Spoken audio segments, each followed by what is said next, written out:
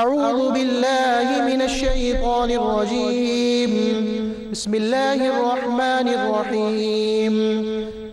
يا أيها الذين آمنوا كونوا قوامين بالقسط شهداء لله ولو على أنفسكم أو الوالدين والأقربين إن يكن غنيا أو فقيرا فالله أولى بهما فلا تتبعوا الهوى أن تعدلوا وإن تلووا أو تعرضوا فإن الله كان بما تعملون خبيرا. يا أيها الذين آمنوا بالله ورسوله والكتاب الذي نزل على رسوله والكتاب الذي أنزل من قبل ومن يكفر بالله وملائكته وكتبه ورسله واليوم الآخر فقد ضل ضلالا بعيدا. إن الذين آمنوا ثم كفروا ثم آمنوا ثم كفروا ثم ازدادوا كفرا لم يكن الله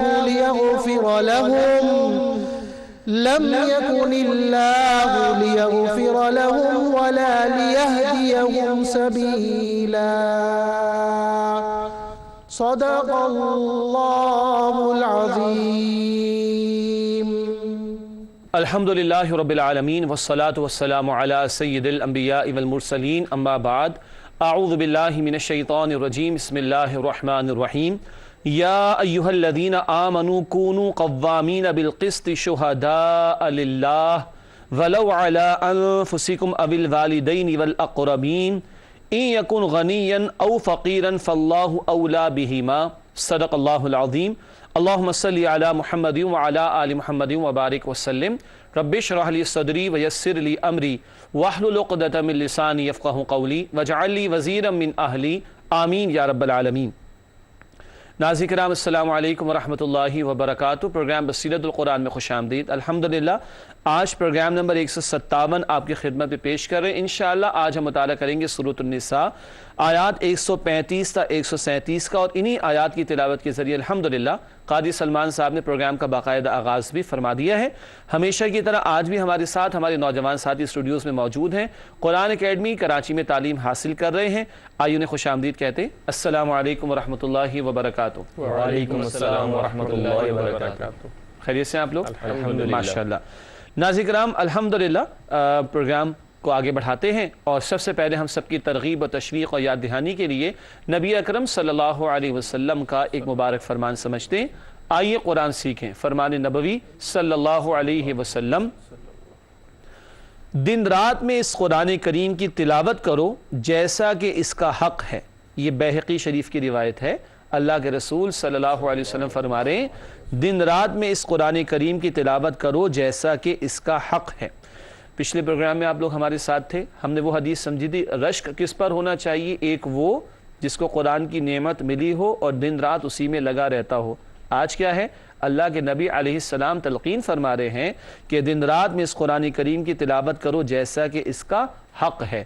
تلاوت صرف پڑھنا ہی نہیں ہے بلکہ تلاوت کے معنی پیچھے پیچھے آنے کے بھی ہیں. تو وہ تلاوت مقصود ہے جو سمجھ کر ہو، تاکہ ہمیں معلوم ہو کہ اللہ تعالی ہم سے کیا چاہتے ہیں، اور پھر ان تقاضوں پر عمل کریں تو ہم قرآن کے پیچھے پیچھے چل سکیں گے. اللہ تعالی ہم سب کو اس کی توفیق عطا فرمائے. ناظرین کرام پروگرام کی ترتیب کے مطابق آگے بڑھتے ہیں اور آج کی زیر مطالعہ آیات کا ترجمہ کرتے ہیں. سورۃ النساء آیات 135 تا 137 کا ترجمہ پیش خدمت ہے. ارشاد ہوا: اے ایمان والو، کھڑے ہو جاؤ عدل کے علم بردار بن کر اللہ کے لیے گواہ بنتے ہوئے، خواہ یہ گواہی خلاف ہو تمہارے یا والدین کے یا قرابت داروں کے. اگر کوئی مالدار ہو یا فقیر، بس اللہ ان دونوں کا زیادہ خیر خواہ ہے. تو پیروی مت کرو خواہشات کی کہ تم عدل نہ کرو، اور اگر تم گول مول بات کرو یا حق سے رخ پھیر لو تو پھر بے شک اللہ باخبر ہے اس سے جو تم کر رہے ہو۔ اے ایمان والو، ایمان لاؤ اللہ پر اور اس کے رسول صلی اللہ علیہ وسلم پر اور اس کتاب پر جو اس نے اپنے رسول پر نازل کی اور ان کتابوں پر جو اس نے پہلے نازل کی، اور جس کسی نے کفر کیا اللہ کا اور اس کے فرشتوں کا اور اس کی کتابوں کا اور اس کے رسولوں کا اور آخرت کے دن کا، پس وہ جا پڑا بہت دور کی گمراہی میں۔ بے شک جو لوگ ایمان لائے پھر انہوں نے کفر کیا، پھر وہ ایمان لائے پھر انہوں نے کفر کیا، پھر کفر میں بڑھتے چلے گئے، اللہ ایسے لوگوں کو بخشنے والا نہیں ہے اور نہ ہی انہیں سیدھی راہ کی ہدایت دے گا۔ ناظرین کرام، یہ ترجمہ سورۃ النساء آیات 135 تا 137 کا۔ آئیے بات کو آگے بڑھاتے ہیں اور پروگرام کے ترتیب کے مطابق اگلے سیگمنٹس کی طرف چلتے ہیں۔ سب سے پہلے ربط آیات کا بیان ہوتا ہے۔ مراد یہ کہ پچھلی آیات اور آج کی زیر مطالعہ آیات کا باہمی تعلق، اس سے ہم کہتے ہیں ربط آیات۔ آئیے دیکھتے ہیں کیا لکھا ہے آج کے پروگرام کے حوالے سے۔ پہلی بات لکھی ہے، گزشتہ آیت میں دنیا و آخرت دونوں مانگنے کی ترغیب تھی، لیکن کون سی دنیا؟ حسنہ والی۔ کون سی آخرت؟ وہ تو ہے ہی حسنہ، ٹھیک ہے، یعنی جنت کی بات ہو رہی، تو دنیا میں بھی حسنہ اور آخرت میں بھی حسنہ، اس کی توجہ ہوئی تھی پچھلی آیت میں۔ اب کیا ہے جو آج ہم سمجھیں گے انشاءاللہ؟ اب دنیا و آخرت کی بھلائی کے حصول کے لیے عدل و انصاف کے قیام کا حکم ہے۔ دنیا میں عدل ہوگا تبھی اللہ کے احکامات پر عمل ہوگا، تبھی بندہ اللہ سے لو لگائے گا، تو دنیا بھی سنور جائے گی اور آخرت بھی سنور جائے گی انشاءاللہ۔ اس لیے لکھا ہے کہ اب دنیا و آخرت کی بھلائی کے حصول کے لیے عدل و انصاف کے قیام کا حکم ہے۔ ناظرین کرام، ربط آیات کے بعد چلتے ہیں تعارف کی طرف، یعنی جن باتوں پر تفصیلاً تشریح میں گفتگو ہوتی ہے ان کا ایک اولاً جائزہ شروع میں پیش ہوتا ہے مختصر طور پر۔ تعارف کے ذیل میں 3 باتیں ہمارے سامنے ہیں۔ پہلی بات، عدل کیا جائے خواہ اپنوں کے خلاف ہی کیوں نہ ہو، اس کی تفصیل ابھی آگے آئے گی انشاءاللہ۔ دوسری بات، اہل ایمان کو دین کے تمام اصولوں پر کاربند رہنے کا حکم، دین نے جو تقاضے کیے، جو اصول عطا فرمائے، انہی پر کاربند رہنا ہے اور ان کی پاسداری کی کوشش کرنی ہے۔ تیسری اور آخری بات تعارف کے ذیل میں لکھی ہے، مرتدین کے کردار کا بیان۔ مرتد کون ہوتا ہے؟ جو دین سے پھر جاتا ہے، تو ایسے مرتدین، مرتد کی جمع مرتدین کے کردار کا بیان وہ پڑھیں گے انشاءاللہ آخری آیت، آیت نمبر 137 کے ذیل میں انشاءاللہ۔ ناظرین کرام، تعارف کے بعد تجزیے کا سیگمنٹ ہوتا ہے، یعنی جن آیتوں پر ہم گفتگو کرتے ہیں ہر آیت میں کیا موضوع ہے یا ذیلی عنوان یعنی سب ٹاپک ہے، اس کو ہم تجزیے کے ذیل میں سمجھتے ہیں۔ سورۃ النساء آیات 135 سے 137 کا تجزیہ۔ سب سے پہلے آیت نمبر 135، عدل و انصاف کے قیام کے لیے سچی گواہی دی جائے۔ عدل کی بات، سچی گواہی کی بات تفصیل آئے گی آگے انشاءاللہ۔ آیت نمبر 136، ایمان حقیقی کا تقاضا، زبان سے بھی اقرار ہو دل سے بھی تصدیق کی جائے، یہ تفصیل آئے گی انشاءاللہ آیت نمبر 136 میں۔ اور آخری آیت آج ہم سمجھیں گے انشاءاللہ سورۃ النساء آیت نمبر 137، ایمان اور کفر کے درمیان باطنی کشمکش کا بیان، خصوصاً منافقین کا تذکرہ، زبان سے اقرار کرتے دل سے نہیں مانتے، کچھ مانا کچھ نہیں مانا، کچھ مانا کچھ نہیں مانا، بالآخر نہ مانا اور کفر کی طرف چلے گئے۔ یہ جو ایمان اور کفر کے درمیان باطنی کشمکش کا بیان ہے، اس کا تذکرہ بھی آئے گا انشاءاللہ آیت نمبر 137 میں۔ ناظرین کرام، الحمدللہ زیر مطالعہ آیات کا ترجمہ، ربط آیات، تعارف و تجزیے کا بیان مکمل ہوا۔ اب چلتے ہیں ہر آیت کے ترجمہ تشریح کی طرف۔ سب سے پہلے سورۃ النساء آیت نمبر 135 زیر مطالعہ ہے، آئیے اس کا مطالعہ شروع کریں۔ رب العالمین کی طرف سے ارشاد ہوا، یا ایھا الذین آمنوا کونوا قوامین بالقسط شہداء للہ ولو علی انفسکم او الوالدین والاقربین ان یکن غنیا او فقیرا فاللہ اولی بہما فلا تتبعوا الهوى ان تعدلوا وان تلووا او تعرضوا فان اللہ کان بما تعملون خبیرا۔ سورۃ النساء آیت نمبر 135 سے آئیے کرتے ہیں اس کا ترجمہ۔ ارشاد ہوا، اے ایمان والو، کھڑے ہو جاؤ عدل کے علمبردار بن کر اللہ کے لیے گواہ بنتے ہوئے، خواہ یہ گواہی خلاف ہو تمہارے یا والدین کے یا قرابت داروں کے، اگر کوئی مالدار ہو یا فقیر، بس اللہ ان دونوں کا زیادہ خیر خواہ ہے، تو پیروی مت کرو خواہشات کی کہ تم عدل نہ کرو، اور اگر تم گول مول بات کرو یا حق سے رخ پھیر لو تو پھر بے شک اللہ باخبر ہے اس سے جو تم کر رہے ہو۔ ناظرین کرام، یہ ترجمہ سورۃ النساء آیت نمبر 135 کا عدل کی بات ہے، سچی گواہی کی بات ہے اور صحیح بات کہنے کا تذکرہ ہے۔ آئیے اس آیت کی تشریح کی طرف چلتے ہیں، خاصی تفصیلات ہیں، انشاءاللہ تفصیل سے اس آیت کا مطالعہ کریں گے۔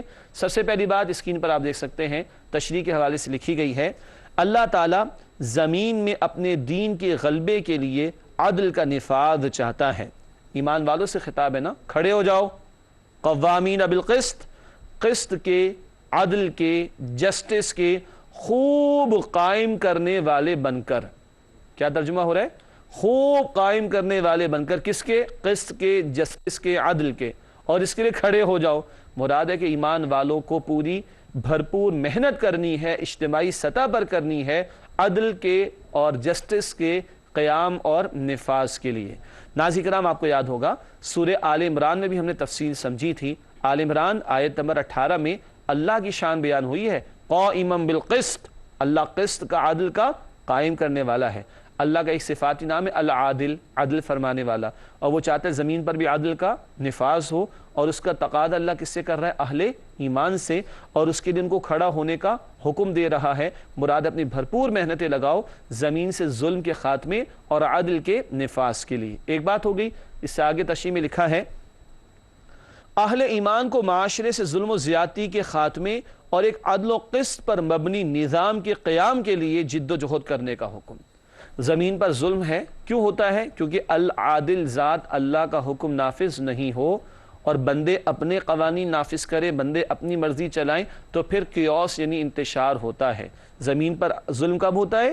جب العادل ذات اللہ کا عطا کردہ عادلانہ نظام قائم نہ ہو۔ اس ظلم کے خاتمے کے لیے ایمان والوں کو اجتماعی طور پر جد و جہد کرنے کا حکم دیا گیا۔ ناظرین کرام، نوٹ کیجئے گا، یہ نبی اکرم صلی اللہ علیہ وسلم کا مشن تھا۔ نوٹ کیجئے، یہ انقلابی تصورات قرآن حکیم کی تعلیمات کے۔ قرآن فرماتا ہے سورہ شورا آیت نمبر 15 میں، سورہ شورا آیت نمبر 15 میں ہے، نبی اکرم صلی اللہ علیہ وسلم سے کہلوایا گیا وَأُمِرْتُ لِأَعْدِلَ بَيْنَكُمْ، فرمایا گیا آپ صلی اللہ علیہ وسلم سے، اور آپ نے فرمایا ہمارے لیے کہ مجھے حکم دیا گیا ہے لِأَعْدِلَ بَيْنَكُمْ، کہ میں تمہارے درمیان عدل کو قائم کر دوں۔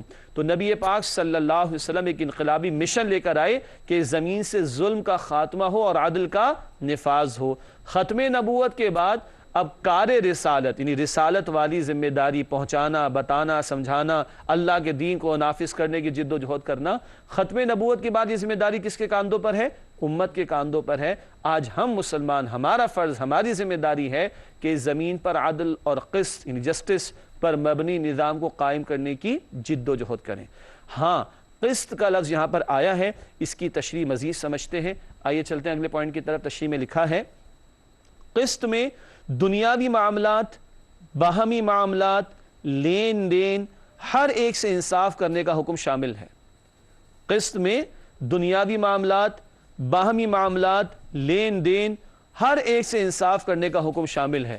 تو گویا یہ قسط یعنی عدل کا معاملہ یہ دو افراد کے درمیان بھی ہوگا، یہ گھر میں بھی ہوگا، یہ اسکول، کالج، یونیورسٹی میں بھی ہوگا، یہ کارپوریٹ سیکٹر میں بھی ہوگا، یہ کاروبار میں بھی ہوگا، یہ گورنمنٹ آفیسز میں بھی ہوگا، یہ پرائیویٹ انسٹیٹیوشنز میں بھی ہوگا، حتیٰ کہ یہ عدالتوں میں بھی مطلوب ہے، اور حتیٰ کہ پوری زمین کی سطح پر مطلوب ہے۔ تو قسط میں باہمی معاملات، دنیاوی معاملات، لین دین کے معاملات، ہر ایک تک کے ساتھ انصاف مطلوب ہے، اور اس پورے مجموعے کے نفاذ کے لیے ایمان والوں سے تقاضا ہے کہ وہ اپنی انفرادی سطح سے لے کے اجتماعی سطح تک عدل اور قسط کے نظام کو قائم کرنے کی جد و جہد کریں۔ اس کے بعد تشریح میں اگلا نقطہ لکھا گیا ہے، عدل و انصاف کے قیام کی اتنی اہمیت ہے کہ عدل کے لیے جد و جہد کرنے والوں کو اللہ کے گواہ کہا گیا۔ سبحان اللہ، الفاظ آئے نا، شہداء للہ، اللہ کے گواہ بن کر کھڑے ہو جاؤ۔ تو یہ اتنا اہم معاملہ ہے کہ عدل کے نفاذ کی جد و جہد کرنے والوں کو شہداء للہ، اللہ کے گواہ کہا گیا ہے۔ ناظرین کرام، یہ بڑے انقلابی مقامات قرآن حکیم کے جو ایک بڑا جامع تصور ہمارے سامنے ہمارے دین کا رکھتے ہیں، اور ہماری امتی ہونے کے ناطے ذمہ داریوں کو واضح کرتے ہیں۔ اگلا نقطہ لکھا ہے تشریح میں، عدل کے منافی روش اختیار کرنے کی ممانعت، چاہے فیصلہ خود اپنی ذات یا ماں باپ یا رشتہ داروں کے خلاف ہو۔ یعنی یہ عدل تو ہر پہلو اور ہر موقع پر مطلوب ہے نا۔ تو اگر گھر میں اپنے آپ کے خلاف گواہی جا رہی یعنی کسی کے کوئی حق کی بات آ گئی اور غلطی میری تھی تو مجھ میں اتنا حوصلہ ہونا چاہیے کہ میں تسلیم کروں کہ میں غلط تھا اور فلاں کی حق تلفی ہوئی تھی، میں صحیح بات کروں چاہے میرے خلاف جائے، چاہے میرے ماں باپ کے خلاف جائے، غلطی ان سے بھی ہو سکتی، چاہے میرے رشتہ داروں کے خلاف جائے، مجھے حق کی اور عدل کی بات کہنی ہے چاہے میرے اپنوں کے ہی خلاف کیوں نہ جائے۔ گویا کسی کی محبت عدل کرنے اور عدل کے نفاذ کرنے میں رکاوٹ نہ بن جائے، چاہے وہ میری اپنی ہی ذات کیوں نہ ہو۔ بات واضح ہو رہی؟ اس قدر زور ہے عدل کے حوالے سے۔ ایک اور اہم بات، فریق خواہ مالدار ہو یا غریب، گواہی میں جانبداری کی ممانعت ہے نا، کوئی امیر ہو یا فقیر تم اس کی فکر نہ کرو، سب سے بڑھ کر ان کا خیر خواہ کون ہے؟ اللہ سبحانہ و تعالیٰ۔ تم نے بات کرنی ہے عدل کی، جانبداری نہیں برتنی۔ امیر آدمی اس کے خلاف اگر میں نے گواہی دے دی تو میری خیر نہیں، غریب آدمی اس کے خلاف گواہی دی تو بیچارے کا نقصان ہو جائے گا، نہیں، ان سب کا سب سے بڑا خیر خواہ کون ہے؟ اللہ سبحانہ و تعالیٰ۔ اس لیے لکھا ہے فریق خواہ مالدار ہو یا غریب، گواہی میں جانبداری کی ممانعت۔ ناظرین کرام، عدل کی بات جاری ہے، مگر اس وقت عدل کا تقاضا یہ ہے کہ ایک چھوٹا سا وقفہ لے لیا جائے حسب معمول، انشاءاللہ یہ بات جاری رہے گی۔ السلام علیکم ورحمۃ اللہ وبرکاتہ۔ ناظرین کرام، پروگرام بصیرت القرآن میں خوش آمدید۔ آج ہم مطالعہ کر رہے ہیں سورۃ النساء آیات 135 تا 137 کا۔ وقفے سے پہلے آیت نمبر 135 کا مطالعہ جاری تھا، عدل کا بیان آیا، عدل کے نفاذ کا ذکر آیا۔ عدل کے نفاذ کی جد و جہد کرنا نبی اکرم صلی اللہ علیہ وسلم کا مشن تھا۔ عدل کے نفاذ کی جد و جہد کرنے والوں کو اللہ کے گواہ کہا گیا ہے۔ یہ بھی بتایا گیا کہ عدل کرنے میں کسی کی محبت آڑے نہ آ جائے، کوئی غریب ہو یا امیر، عدل کی بات کہو، سب سے بڑا خیر خواہ امیر ہو یا غریب ان کا اللہ ہے۔ آئیے آیت نمبر 135 کی تشریح اور آگے بڑھاتے۔ اگلا نقطہ اسی آیت کی ذیل میں آگے لکھا ہے تشریح کے اعتبار سے، گواہی دینے والے کی نسبت اللہ فریقین کا زیادہ خیر خواہ ہے۔ غریب ہے یا امیر، تم حق کی بات کہو، تم سے بڑھ کر ان کا خیر خواہ کون ہے؟ اللہ تعالیٰ۔ اور اس نے کیا حکم دیا؟ عدل کی بات کرنے کا، تو تم عدل ہی کی بات کرو، سچی گواہی دو۔ اس کے بعد اگلی بات لکھی ہے، لگی لپٹی بات کرنے یا گواہی دینے سے اعراض کرنے کی ممانعت۔ لگی لپٹی بات کرنے یا گواہی دینے سے اعراض کرنے کی ممانعت۔ ترجمے میں الفاظ سے گول مول بات کرنا، لگی لپٹی کہہ بھی دیا اور کہا بھی نہیں، ہے نا، گھمانا بات کو، یہ سمجھ میں آ گیا؟ بات کو گھمانا نہیں، گھمانے کی کوشش نہ کرو اور گواہی دینے سے اعراض نہ کرو۔ جب موقع ہے، تقاضا ہے تو عدل کی یا سچائی کی گواہی دو، صحیح بات بیان کرو۔ بڑا بھاری تقاضا آ رہا ہے آج ہمارے سامنے، ٹھیک ہے ناظرین کرام۔ اس کے بعد اگلا نقطہ تشریح میں لکھا ہے، سچی گواہی نہ دینا بذات خود ظلم کی حمایت ہے اور خود مجرم بننے کے مترادف ہے۔ سبحان اللہ، کتنی اہم بات ہے کہ سبحان اللہ کا مطلب اللہ پاک ہے، بندوں سے غلطی ہوتی ہے، ٹھیک ہے، سبحان اللہ۔ اس لیے کہا گیا سچی گواہی نہ دینا بذات خود ظلم کی حمایت ہے اور خود مجرم بننے کے مترادف ہے۔ ایک غلطی کی، اب ہم گواہی نہ دیں تو اس کی حمایت ہو رہی ہے، گویا ہم خود جرم کرنے کے مرتکب ہو رہے ہیں، کیونکہ ہم مجرم کا ساتھ دے رہے ہوں گے۔ آخری بات، اللہ نے فرمایا کہ اللہ سب کچھ جانتا ہے، آیت کے آخر میں ذکر تھا، اسی تناظر میں آخری نقطہ اس آیت کی تشریح میں ہے، ایسا کرنے والے کی نیتوں اور ارادوں سے اللہ باخبر ہے۔ کون لگی لپٹی باتیں کر رہا ہے، کون گول مول بات کر رہا ہے، کون بچانے کی کوشش کر رہا ہے، اللہ سب کے دلوں کا حال اچھی طرح جانتا ہے۔ ناظرین کرام، یہ بیان کسی درجے میں مکمل ہوا النساء آیت نمبر 135 کا۔ چلتے ہیں النساء آیت نمبر 136 کی طرف۔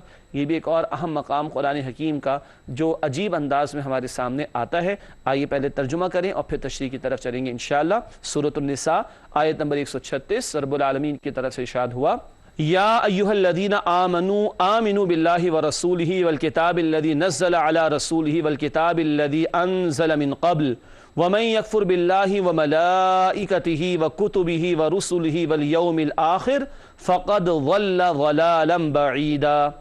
سورۃ النساء آیت نمبر 136 ہے، آئیے کرتے ہیں اس کا ترجمہ۔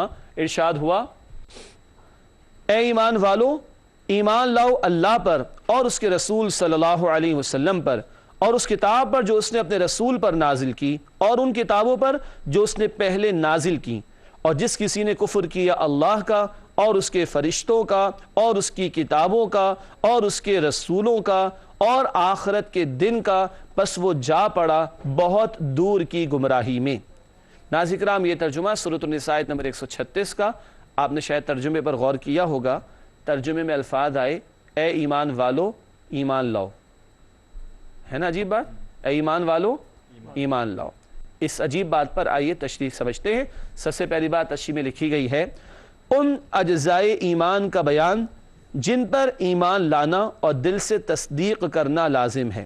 ایمانیات کے مختلف گوشوں کا بیان یا مختلف ایمانیات، آرٹیکلز آف فیتھ جنہیں کہا جاتا ہے، اجزائے ایمان جن کو ہم نے کہا، ان کا بیان ہے۔ دوبارہ پڑھ لیتے ہیں، ان اجزائے ایمان کا بیان جن پر ایمان لانا اور دل سے تصدیق کرنا لازم ہے، یعنی اللہ پر، فرشتوں پر، کتاب، یہ اجزاء ہے نا ایمانیات کے، ان پر ایمان کا تقاضا مگر دل سے بھی تصدیق ضروری۔ ایمان والو ایمان لاؤ، یہ بات ہو رہی نا۔ اب اگلی بات پر چلتے ہیں تشریح میں۔ زبان سے ایمان کا اقرار کرنے والوں کو سچے دل اور پختہ عزم کے ساتھ ایمان حقیقی لانے کی دعوت۔ دوبارہ پڑھ لیتے ہیں، زبان سے ایمان کا اقرار کرنے والوں کو سچے دل اور پختہ عزم کے ساتھ ایمان حقیقی لانے کی دعوت۔ بچپن میں پڑھتے تھے نا ایمان مجمل، ناظرین کرام کچھ لوگ مجمل کہتے ہیں، کچھ لوگ مجمل پڑھتے ہیں، صحیح لفظ ہے مجمل۔ آمنت باللہ، ہاں کیا لفظ ہے صحیح؟ مجمل، ماشاءاللہ۔ آمنت باللہ کما ہوا باسمائہ وصفاتہ وقبلت جمیع احکامہ اقرار باللسان وتصدیق بالقلب۔ میں ایمان لایا اللہ پر جیسا کہ وہ ہے اس کی ذات و صفات کے ساتھ، اور میں نے اللہ کے تمام احکام قبول کیے۔ اقرار باللسان، زبان سے اقرار کیا، وتصدیق بالقلب، دل سے تصدیق کی۔ تو کیا کہا جا رہا ہے؟ یہ فقط کافی نہیں، یہ اہم ہے، ضروری ہے، بہت قیمتی ہے، مگر کافی نہیں، اس کے ساتھ یہ بھی ہونا چاہیے۔ اقرار باللسان کے ساتھ تصدیق بالقلب بھی ہونا چاہیے، زبان کے اقرار کے ساتھ دل کی تصدیق بھی ہونی چاہیے۔ تو ایمان والو ایمان لاؤ، سمجھ آیا؟ ایمان والو، اے دعویٰ کرنے والو ایمان لاؤ دل سے۔ ناظرین کرام جب بندہ دل سے مانتا ہے نا تو کچھ ہوتا ہے، وہ کیا کچھ ہوتا ہے؟ آئیے تشریح کی طرف چلتے ہیں۔ لکھا ہے آگے، اپنی سوچ، عمل، رویہ، نظریات، مذاق، کردار، دوستی اور دشمنی اور اپنی جد و جہد، ہر چیز کو دین اسلام کے مطابق ڈھالنے کا حکم۔ جب یہ ایمان دل میں اترتا ہے تو بندے کی سوچ، اس کا نظریہ، اس کی خوشی، اس کی غمی، اس کا دن، اس کا رات، اس کا دن، اس کی رات، اس کی انفرادی زندگی، اس کے اجتماعی معاملات، اس کے گھر کے معاملات، اس کے کاروبار کے معاملات، زندگی کا ہر لمحہ وہ اطاعت کے سانچے میں ڈھل جاتا ہے، اطاعت کے سانچے میں ڈھل جاتا ہے۔ کیا مطلب؟ حدیث شریف میں آیا، جسے 5 وقتہ نماز کی طرف آتے ہوئے دیکھو اس کے ایمان کی گواہی دو۔ کیا مطلب ہے؟ تو آ رہا ہے نا۔ اسی طرح حدیث شریف میں آیا کہ جس میں امانت کی پاسداری نہیں اس میں کوئی ایمان نہیں۔ یہ بہقی شریف کی روایت ہے۔ کیا مطلب؟ اگر ادھر ایمان ہوگا تو امانت داری کا وصف موجود ہوگا، اور اگر امانت داری کا وصف موجود نہیں تو ادھر ایمان نہیں ہے۔ یہ ناظرین کرام تقاضا اقرار باللسان کے ساتھ تصدیق بالقلب بھی ہو تو ساری زندگی میں اس کا اظہار ہوتا ہوا دکھائی دے گا۔ اگلی بات لکھی ہے، دلوں میں ایمان راسخ ہونے پر انصاف پر قائم رہنے کی صفت بھی پیدا ہوگی۔ کیا مطلب؟ پچھلی آیت میں عدل کا تقاضا تھا نا، اب دلوں میں ایمان مضبوط ہوگا تو عدل پر قائم رہنے اور عدل قائم کرنے کی صفت بھی ہوگی۔ عدل پر قائم بھی رہے گا، ہر معاملے میں سچی گواہی دے گا، اور عدل کے نفاذ کی جد و جہد بھی کرے گا بندہ۔ کب؟ جب ایمان دل میں واقعتاً اترے گا۔ اللہ ہم سب کو دل والا ایمان، یقین قلبی والا ایمان، حقیقی ایمان عطا فرمائے۔ آخری بات اس آیت کی تشریح میں لکھی گئی ہے، جو ایمانیات کا انکار کرے وہ اصل راستے سے بھٹک کر بہت دور کی گمراہی میں جا پڑا۔ جو ایمانیات کا، ان میں سے کسی ایک کا بھی انکار کر دے، بنیادی جو آرٹیکلز آف فیتھ ہیں، ایمانیات کے جو اجزاء ہیں، کسی ایک کا بھی انکار کر دے تو کہاں نکل گیا؟ بہت دور کی گمراہی میں جا پڑا۔ اللہ تعالی ہمیں حقیقی ایمان عطا فرمائے اور گمراہی کی ہر شکل سے اللہ تعالی ہم سب کی حفاظت فرمائے۔ ناظرین کرام اس کے بعد سورۃ النساء آیت نمبر 137 ہے، آج کے مطالعے کے اعتبار سے آخری آیت ہے۔ آئیے اس کا مطالعہ شروع کرتے ہیں۔ رب العالمین کی طرف سے ارشاد ہوا، ان الذین آمنوا ثم کفروا ثم آمنوا ثم کفروا ثم ازدادوا کفرا لم یکن اللہ لیغفر لهم ولا لیہدیہم سبیلا۔ سورۃ النساء آیت نمبر 137 ہے، آئیے کرتے ہیں اس کا ترجمہ۔ ارشاد ہوا، بے شک جو لوگ ایمان لائے پھر انہوں نے کفر کیا، پھر وہ ایمان لائے پھر انہوں نے کفر کیا، پھر کفر میں بڑھتے چلے گئے، اللہ ایسے لوگوں کو بخشنے والا نہیں ہے اور نہ ہی انہیں سیدھی راہ کی ہدایت دے گا۔ ناظرین کرام یہ ترجمہ سورۃ النساء آیت نمبر 137 کا۔ آئیے اس آیت کی تشریح کی طرف چلتے ہیں۔ سب سے پہلی بات تشریح میں آپ کے سامنے موجود ہے، اسکرین پر لکھا ہے ایمان اور کفر کی بار بار تبدیلی کا بیان۔ ایمان اور کفر کی بار بار تبدیلی کا ایمان، یہ عجیب بات ہے، ایمان لائے کفر کیا، ایمان لائے کفر کیا، پھر کفر میں بڑھتے چلے گئے، اس کو بھی سمجھیں گے انشاءاللہ مزید۔ یہ بار بار کی تبدیلی کا ذکر آ رہا ہے۔ آگے لکھا ہے آیت کے مخاطبین ہر وقت متذبذب رہنے والے منافقین اور مرتدین کا گروہ ہے۔ متذبذب یہ تذبذب میں رہنا، ذرا مشکل لفظ ہے۔ تذبذب گو مگو کی کیفیت، چلوں یا نہ چلوں، مانوں یا نہ مانوں، کروں عمل یا نہ کروں، کبھی کیا کبھی نہیں کیا، کبھی چلے کبھی رک گئے، کبھی مانا کبھی رد کر دیا، یہ گو مگو کی کیفیت، تذبذب میں پڑ جانا۔ ٹھیک ہے، تو ایسے لوگ جو تذبذب میں تھے، گو مگو کی کیفیت میں تھے، وہ منافقین، یا پھر وہ جو مرتد ہو چکے۔ مرتد کون ہوتا ہے؟ اسلام قبول تو کیا مگر اس کی کسی بنیادی بات کا سرے سے انکار کر کے نکل جائے اسلام سے، اس کو کہتے ہیں مرتد۔ ٹھیک ہے، تو ایسے منافقین اور مرتدین کے گروہ کا یہاں پر ذکر آ رہا ہے۔ آگے لکھا ہے تشریح میں تاہم یہ حکم عام ہے اور ہر اس مرتد کے لیے ہے جو ایک دفعہ ایمان لانے کے بعد ہمیشہ کے لیے مرتد ہو جائے۔ یہ صرف دور نبوی صلی اللہ علیہ وسلم کے منافقین کا بیان نہیں، بعد میں بھی کبھی کوئی ایسی حرکت کرے کہ اسلام تو قبول کیا تھا مگر کسی بنیادی بات کا انکار کر دے اور پھر ہی جائے اس سے، تو وہ بھی کیا قرار پائے گا؟ مرتد قرار پائے گا۔ اگلی بات لکھی ہے تشریح کے طور پر ایمان اور کفر کے درمیان کشمکش میں کفر کی طرف مستقل طور پر لوٹنے والے ایمان سے دائمی محرومی کا شکار ہو جاتے ہیں۔ ایمان اور کفر کی کشمکش چل رہی اور مستقل کوئی کفر کی طرف چلا گیا، یعنی مستقل ایمان چھوڑ کر اس طرف نکل گیا، تو پھر وہ ہدایت سے محروم کر دیا جائے گا۔ ایک فرق کرنا پڑے گا، ایک ہے بے عمل مسلمان، نماز ادا نہیں کر رہا، جھوٹ بول رہا ہے، خیانت کر رہا ہے وہ مسلمان، لیکن جو مسلمان تو ہے لیکن جو دین کی بنیادی بات کا انکار کر دے، ختم نبوت کا انکار کر دے، معاذ اللہ، فرشتوں میں سے کسی کا انکار کر دے، کتابوں میں سے کسی کا انکار کر دے، انبیاء میں سے کسی نبی کا انکار کر دے، اسلام کے کسی واضح اور قطعی حکم کا انکار کر دے کہ نماز فرض نہیں، معاذ اللہ، کوئی ایسی حرکت کر بیٹھے تو اب یہ اسلام سے خارج ہو گیا، مرتد ہو گیا۔ لیکن جب تک کوئی بے عمل ہے تو ہم اس کو مسلمان مانیں گے۔ دین کی بنیادی باتوں میں سے کسی بات کا انکار کر دے گا تو پھر اسلام سے خارج ہو جائے گا۔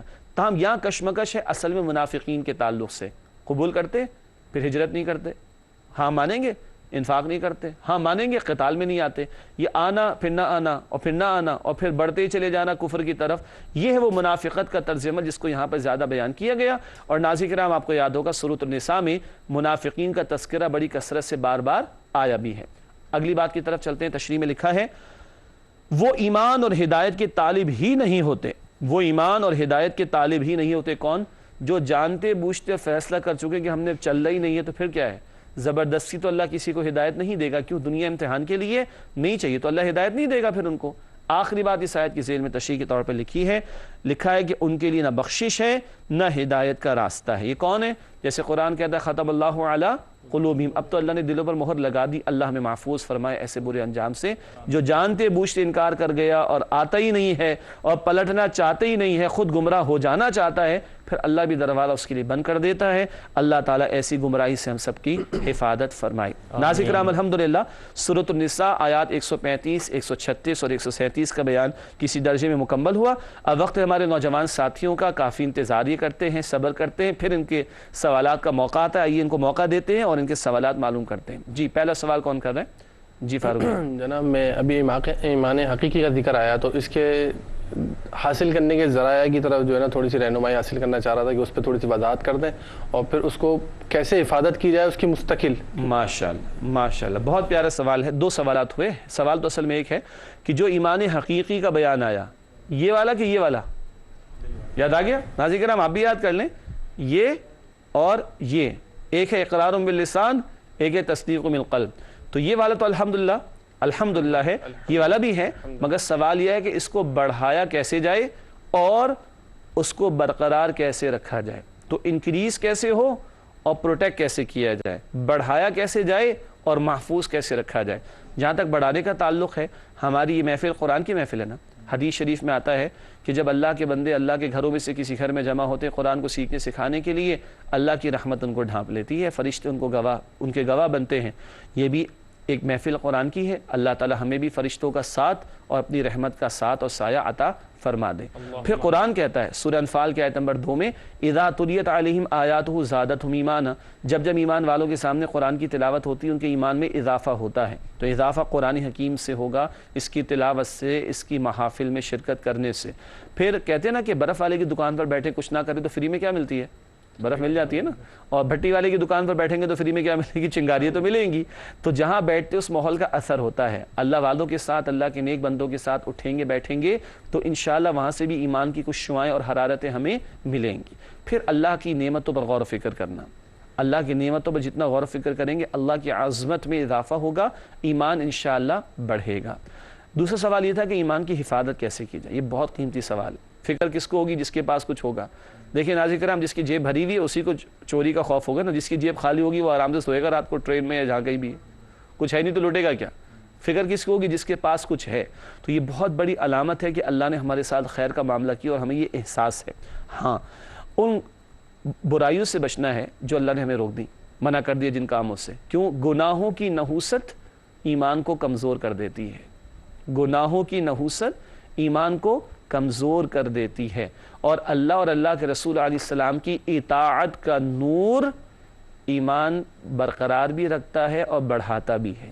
اللہ اور اللہ کے رسول صلی اللہ علیہ وسلم کی اطاعت کا نور ایمان بڑھاتا بھی ہے اور برقرار بھی رکھتا ہے، اور گناہوں کی نحوست وہ ایمان کی روشنی کو کم کر دیتی ہے۔ تو گناہوں سے مستقل بچنا اور اللہ اور اللہ کے رسول علیہ السلام کی اطاعت کی مستقل کوشش کرنا، اس سے ایمان محفوظ بھی رہے گا انشاءاللہ اور بڑھتا بھی رہے گا انشاءاللہ تعالی۔ جی سہیب، آپ کا کیا سوال؟ تو میرا سوال یہ ہے کہ فرشتوں سے کفر کی کیا مثال ہو سکتی ہے؟ کفر تو اللہ تعالیٰ سے ہوتا ہے۔ بہت اچھا سوال ہے۔ سوال یہ آیا کہ فرشتوں کا کفر کیسے ہو سکتا ہے؟ بہت اچھا سوال۔ آپ کو یاد ہے کہ یہود کو حسد ہوا تھا نبی اکرم صلی اللہ علیہ وسلم سے، ٹھیک ہے نا؟ سورۃ البقرہ میں تفصیل آتی ہے۔ ان یہود نے حضرت جبرائیل علیہ السلام پر الزام لگا دیا کہ یہ تو جبرائیل نے غلطی کی ہے۔ استغفر اللہ، جبرائیل کو کلام لے کر آنا تھا بنی اسرائیل میں، اور جبرائیل کلام لے کے چلے گئے کہاں؟ محمد کریم صلی اللہ علیہ وسلم کے پاس، اور یوں ان کو دشمنی ہو گئی کس سے؟ جبرائیل علیہ السلام سے۔ یہ بھی ایک نوع کا کفر ہے، انکار کرنا، رد کر دینا۔ جبرائیل علیہ السلام کو وحی بھیجنے کے لیے مقرر کس نے کیا ہے؟ اللہ نے۔ اور یہ کہنا کہ جبرائیل نے غلطی کر دی تو جبرائیل کا انکار اللہ ہی کا تو انکار ہو گیا، لیکن اس کو آئیڈینٹیفائی کیا جا رہا ہے۔ اچھا دیکھیے، کوئی کسی پیغمبر کو نہ مانے تو پیغمبر کا انکار ہے نا، اصل میں اللہ کا انکار ہے۔ کیوں؟ اللہ نے پیغمبر کو بھیجا ہوتا ہے، تو جو پیغمبر کا انکار کرتا ہے وہ اللہ ہی کا انکار کر رہا ہوتا ہے۔ تو اصلاً تو انکار اللہ کا ہو رہا ہوتا ہے، مگر کہیں کتاب کا انکار کر رہا ہوتا ہے کوئی، کہیں رسول کا انکار کر رہا ہوتا ہے، کہیں کوئی کسی پیغمبر کا انکار کر رہا ہوتا ہے۔ مثال سے سمجھ آ گئی بات؟ چلیے الحمدللہ۔ جی زبیر بھائی، آپ کا کیا سوال ہے؟ شبہ میرا سوال یہ ہے کہ آج کے اس پرفتن دور میں ہم کس طرح عدل کے علم بردار بن کر کھڑے ہو سکتے ہیں؟ آج کے اس پرفتن دور میں، پرفتن فتنوں سے بھرے دور میں ہم کیسے عدل کے علمبردار بن کر کھڑے ہو سکتے ہیں؟ پہلی بات تو ہے کہ ہم اپنے ذاتی معاملات میں تو فوراً کھڑے ہوں، کھڑے تو ویسے ہی ہوتے ہیں روزانہ، اب ہمیں عدل کے لیے کھڑا ہونا ہے۔ میں نے جھوٹ نہیں بولنا، یہ میں طے کر لوں۔ میں نے کسی کی بیجا حمایت نہیں کرنی، غلط کو میں نے غلط کہنا ہے، صحیح کو میں نے صحیح کہنا ہے، یہ شروع ہو گیا کام۔ پھر جہاں میرا اختیار ہے، اگر میں ایک والد ہوں، بچوں کے درمیان عدل کرانا میں کرا سکتا ہوں تو میں نافذ بھی کراؤں۔ میں کسی ادارے کا سربراہ ہوں، میرے انڈر میں کچھ لوگ یا بہت سے لوگ ہیں، وہاں میں معاملات کو درست رکھوں، اور میں اگر کسی مملکت کا سربراہ ہوں تو پھر اس سطح پر میرے پاس اختیاروں کا مجھے نافذ کرنا پڑے گا۔ تو ہر شخص اپنے دائرے کار اور اپنی استعداد اور اپنی کیپیسٹی کے مطابق یہ کام تو کرے۔ کیوں؟ امت نے یہ کام تو کرنا ہے، اور ہم امتی اس وقت ہی کہلائیں گے جب ہم یہ کام کریں گے۔ اور جب سب لوگوں میں یہ کام شروع ہوگا اور کچھ لوگ اور آگے بڑھ کر بالفعل کھڑے ہوں گے تو انشاءاللہ تعالی زمین پر عدل کا نفاذ بھی ہوگا۔ مگر انتظار نہیں کرنا کہ دو چار اور کھڑے ہوں گے تو میں کھڑا ہوں گا، ہم نے اپنا کام کرنا ہے۔ اللہ ہمیں اس کی توفیق عطا فرمائے۔ ناظرین کرام، الحمدللہ سوالات ان کے جوابات بھی آپ کی خدمت میں پیش کیے گئے۔ پروگرام کے آخری لمحات میں آخری مختصر چند سیگمنٹس آپ کے سامنے رکھے جاتے ہیں۔ سب سے پہلے پہلے قرآنی معلومات کا سیگمنٹ. پچھلے پروگرام میں ہم نے نفس کی 3 اقسام بیان کی تھی اور عرض کیا تھا کہ آئندہ کے پروگرامز میں ایک ایک بات پر تفصیل آئے گی. آج پہلی قسم نفس کی اس کو دیکھ لیتے ہیں. سورہ یوسف آیت 53 کی روشنی میں قرآنی معلومات میں لکھا ہے نکتہ، نفس امارہ کا ذکر سورہ یوسف آیت 53 میں ہے. 13ویں پارے کا آغاز، ان نفس الامارۃ بالسوء، نفس تو انتہائی دعوت دیتا ہے کس کی؟ برائی کی. اب یہ بات زیادہ واضح ہوگی آئندہ 2 نشستوں میں. آج ہم نے کیا سمجھا؟ نفس کی ایک کیفیت کیا ہے کہ وہ برائی کی شدید دعوت دیتا ہے. ہاں بندے میں ایمان اور تقوی ہوگا تو وہ اس کا مقابلہ کر لے گا. یہ گفتگو آئندہ کی نشست میں آئے گی. تو نفس امارہ وہ نفس ہوتا ہے جو برائی کی شدید دعوت دیتا ہے اور اس کا ذکر ہے سورہ یوسف آیت نمبر 53 میں. ناظرین کرام، اس کے بعد حاصل مطالعہ کا سیگمنٹ ہے. جن باتوں کو ہم نے سمجھا ان کا مختصر بیان آخر میں آتا ہے ایک راؤنڈ اپ کے طور پر. 3 باتیں حاصل مطالعہ کے ذیل میں ہمارے سامنے. سب سے پہلی بات آپ اسکرین پر دیکھ سکتے ہیں، لکھا ہے اہل ایمان کو معاشرے میں ظلم و استحصال کے خلاف جد و جہد کا حکم. یعنی امت کی ذمہ داری کیا ہے؟ ظلم کا خاتمہ ہو اور عدل کا نفاذ ہو. اللہ ہمیں اس ذمہ داری کو ادا کرنے کی توفیق عطا فرمائے. دوسری بات لکھی ہے حاصل مطالعہ کے ذیل میں حق کے مطابق گواہی دینے کا حکم. خاصی تفصیل ہمارے سامنے آ گئی. چاہے گواہی اپنے یا اپنوں کے خلاف ہی جاری ہو، بات حق کی ہی کہنی ہے، قرآن کا حکم ہے. تیسری اور آخری بات حاصل مطالعہ کے ذیل میں ہمارے سامنے ہے ایمان کو زبانی اقرار سے بڑھ کر قلبی تصدیق تک پہنچانے کا حکم.